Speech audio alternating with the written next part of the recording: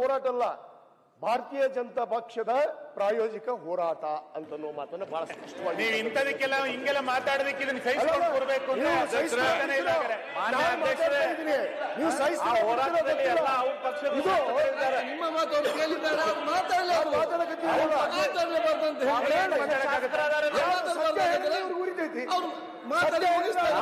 ಮಾತಾಡಿ ಬೇಗ ಮುಗಿಸಿ.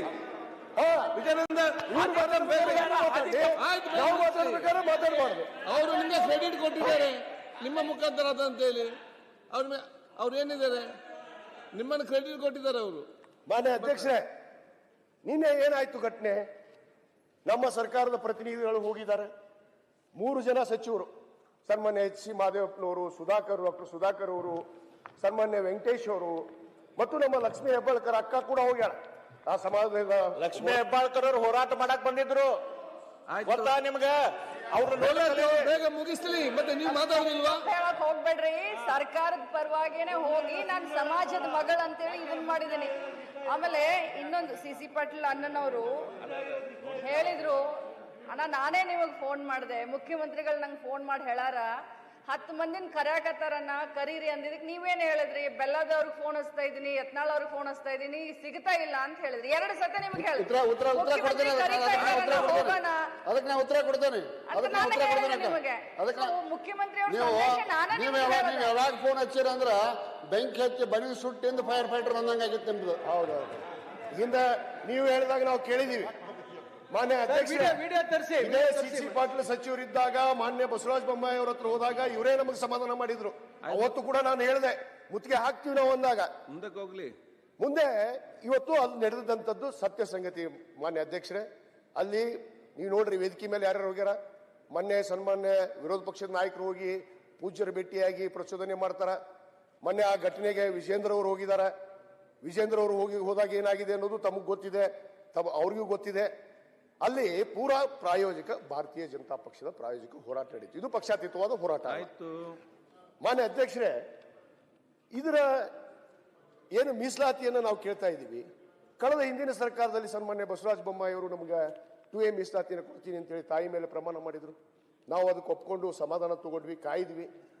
ಕಾಯ್ದಾಗ ಇವರು 2D 2C ಅಂತ ಮೀಸಲಾತಿಯನ್ನು ಕೊಡ್ತಾರೆ. ಮಾನ್ಯ ಅಧ್ಯಕ್ಷರೇ, ಏನು 2B ಮೀಸಲಾತಿಯಲ್ಲಿರುವಂತಹ ಅಲ್ಪಸಂಖ್ಯಾತರ ಮೀಸಲಾತಿಯನ್ನು ಕಿತ್ತಿ ಏನು ನಮಗೆ 2%, ಒಕ್ಕಲಿಗರಿಗೆ 2%. ಏನು ನಾವು ಈಗಾಗಲೇ 3B ದಲ್ಲಿ ಇದೀವಿ. ಮಾನ್ಯ ಅಧ್ಯಕ್ಷರೇ, ನಾವು 5% ಮೀಸಲಾತಿಯನ್ನು ಪಡಿತಾ ಇದ್ದೀವಿ. ಏನ್ ಮಾಡಿದ್ರು 2D 2C ಅಂತೇಳಿ ಹೊಸ ಪ್ರವರ್ಗವನ್ನ ಸೃಷ್ಟಿ ಮಾಡಿ, ಅಲ್ಲ ನಾ ಹೇಳೋದಕ್ಕೆ ಅವಕಾಶ ಕೊಡ್ರಿ.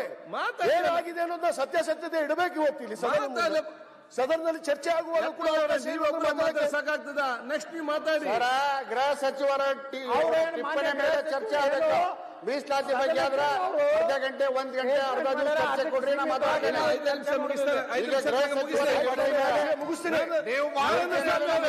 ಮಾತಾಡ್ತೀರಿ ನೀವು ಮಾಡಿದ್ರಲ್ಲ ಹೇಳ್ತಾ ಇದಾರೆ, ಕೇಳಿ. ಮಿಸ್ಟೇಕ್ ಮಾಡಬೇಡಿ, ಮಾತಾಡಲಿ. ಬೇಗ ಬೇಗ ಫಿನಿಶ್. ಮಾನ್ಯ ಅಧ್ಯಕ್ಷರೇ, 2D 2C ಮೀಸಲಾತಿಯನ್ನು ಕೊಟ್ಟರು.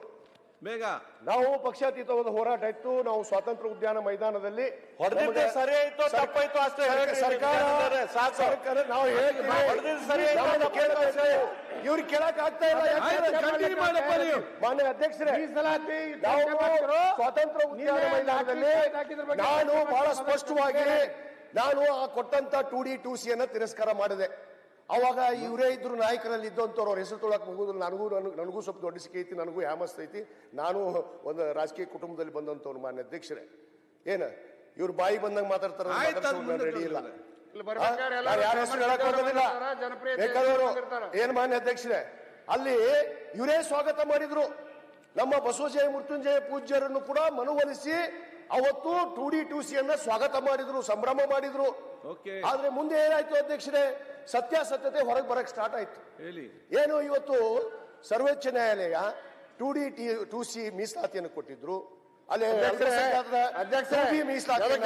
ತೆಗೆಯುವಂತ ಕೆಲಸ ಸಚಿವರ ಹೇಳಿಕೆ ಮೇಲೆ ಚರ್ಚೆ ಮಾಡಬೇಕು.